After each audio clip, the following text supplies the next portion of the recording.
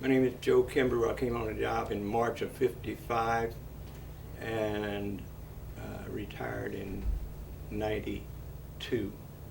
And you spent how many years? 37 years on the Chief, fire department. Chief of the department. Chief of the department the last 5 years, from '87 to '92. Okay. When you first came on in 1955, what was firehouse life like?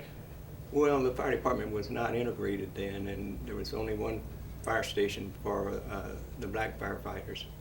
And the only way a black could be hired is one would have to die or retire, then they would replace him.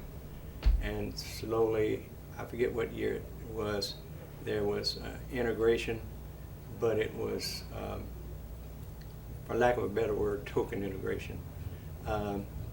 There were a couple of stations that had black firefighters, but then slowly they were, the department was fully integrated. Now, when you came on, did somebody die or did somebody retire in order for you to be hired? I was replacing a captain who was due to retire in a couple of months. I took his vacancy. What was recruit school like? Did you have to go on your own?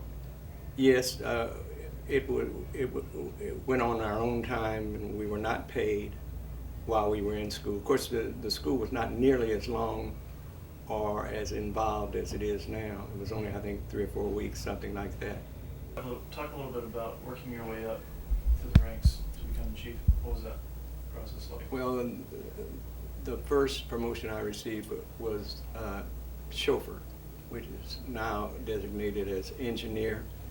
And I was successful in making that rank. And each time I advanced, I started looking at the next rank up.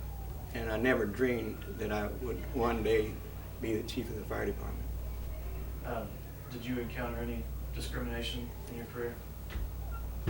I can't say that I did. I know there were some that did, but I kind of carried myself, I think, in such a way as I just didn't have any problems. If somebody didn't feel like they wanted to talk to me, that was great with me. I would get a book or sit out front and watch cars go by, anything, and it just didn't bother me. When your career fighting fire before you became chief, did you ever have any close calls, any situations where you in fire were?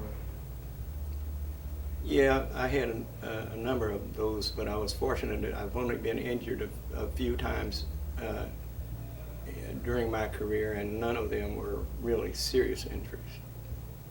What kind of injuries did you have? What were they from? Debris falling on me, and hot tar running off a roof and running down my back, and smoke inhalation and things of that nature. Sorry. What are some of the runs for you that were fulfilling, that made you go home in the morning and feel really glad about it? I was fortunate enough to have been involved in a few rescues, and it was always rewarding to me when I could get back to the station and rehash what took place, and I'd really feel good about that. You know, I made a difference. What did you like most about the job, looking back? Well, just the camaraderie and the firefighting on the streets, and that's what I missed most when I became chief. Interacting with the firefighters on the street. In fact, if I was driving around somewhere and heard a run come in, it was anywhere near where I was, I would go, not to